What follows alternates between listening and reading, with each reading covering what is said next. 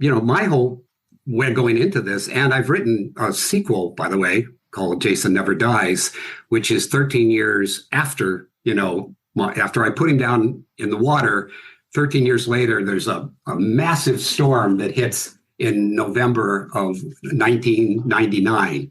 And you guys are probably too young to remember, but as we were heading into that, 200, things zero are going to change. So there's this weird paranoia that was there, mainly for the adults. Kids, teenagers wouldn't have cared. But just to me, that whole idea of, party like it's 1999 and all that, I wanted to have that element. But the big thing was to actually have it snowed in. I mean, heavy snow, John Carpenter, The Thing kind of snowed in. And it's literally Crystal Lake, but it's frozen. So Jason's going to come up, obviously, through that ice. I'm going to have a chase on Crystal Lake. That's the movie I'd want to see. Wait, when did you write this? Or was this? During the COVID. Oh, and so it would have been a direct sequel to Part 6. Yeah. And then you've heard about like the Never Hike in the Snow type of fan. Did it any translate into that, or how? Well, the funny thing is, I was going to keep it secret. I didn't want anybody to hear, because these fan films were starting to happen. And Never Hike Alone, I thought Vincente did an amazing job, making a fan film. And, went back to like old Jason and stuff. And then, of course, there was one after the other that started happening. So I thought if I go and open my mouth about Jason and the snow and all that, somebody's going to get there before me. Well, I finally broke down and released it on, Bloody Disgusting. And I think it went to Dread Central, and it went to a bunch of things. And I get as soon as it came out, I get a call from Vinny going, can we meet for lunch? And I said, sure, and we sat down. He goes, I have something called, Never Hike in the Snow.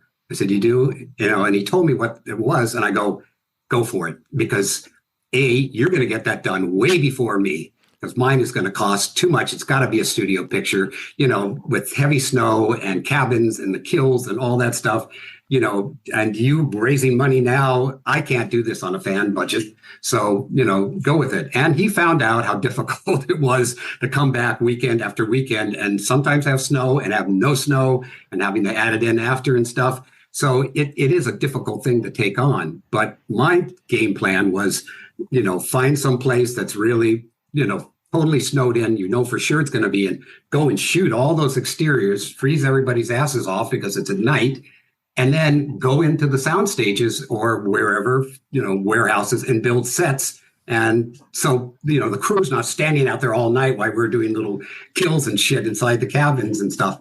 And I also changed up the thing where something's going to happen at Crystal Lake, but across the lake is Camp Christian Lake.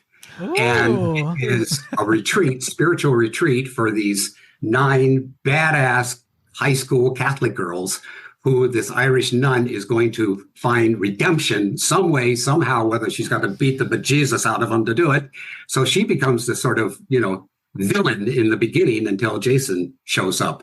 These girls are from another state that came in to this place. They'd have no idea who this is, this Jason that's coming in trying to kill them. So unlike my Jason Lives, where they were very savvy, they don't know what's going on, but they have to fight this guy, and each one of them has some sort of badass thing that it becomes an interesting foe for Jason. But I love this idea. First off, if you had done Camp Christian Lake, you maybe could have gotten John Shepard back to play Tommy Jarvis. Well, actually, did your script involve a Tommy Jarvis at all, or no? No, not. My whole thing going in is like, this is, obviously it's Jason. Obviously it's Jason in his own turf.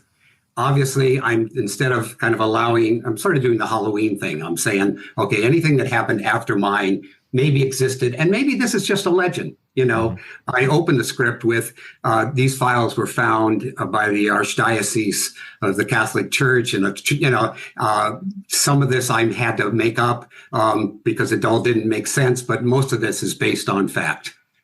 So I tried to sort of dance around that, but I just wanted to give the audience a fun thrill ride again, but in a whole different way of seeing Crystal Lake, in the snow, come up with stuff that would look cool, in the snow. And also there's a throwback to something that happens in Jason Lives that is going to be played out that a lot of people always ask me about. And I said, wait for the sequel. And here we are 37 years later. I still haven't done the sequel because of the rights thing. Nobody would read the script, guys. When I tried to get it out there, it's like, nope, these guys, they're never going to come to terms. Forget it. Victor Miller has the, boy Jason, and Pamela, Sean Cunningham has Jason and the Mask. And so, it ain't going to happen. So I see all the fan films, and I saw one called Jason Has Risen. No, Jason Rises. I'm sorry, Jason Has Risen is what the original title of mine was. And Vicente was the producer on that thing. And, this wonderful guy who was the director, James Sweet, I called him, as I call all of them, and tell them what I thought was so great about it. And I said, what do you want to do next? He said, I'd love to do something where Jason is born. And I went, oh, okay, yeah. And so like his life with Pamela and things after that. Yeah. So that night, something in my head exploded with this, wait a minute, a female serial killer in the 40s in America going through towns trying to find where they fit in.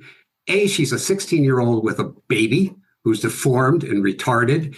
We have communism. You guys have no idea what that was like in the 50s, as I do. And the Russians were going to drop a bomb on us. So we were building bomb shelters. There was such a sense of paranoia after the Second World War that I thought some strange woman who, is writing in her diary. So we hear Pamela going from sociopath to full-on psychopath, about what people are doing about her son and acting or to me, and stuff. So it literally is, those 10 years from 46 to 56. And that's kind of where they're going, they're going to end up at that camp. And for her, this is nirvana. This is the world I know he'll be accepted in, and I'll be happy. Have you heard about, I'm sure you've heard about the Crystal Lake prequel series that they announced, and it sounds like the most recent info is they're kind of retooling it. Maybe you could get involved. Boys, that's what I'm doing.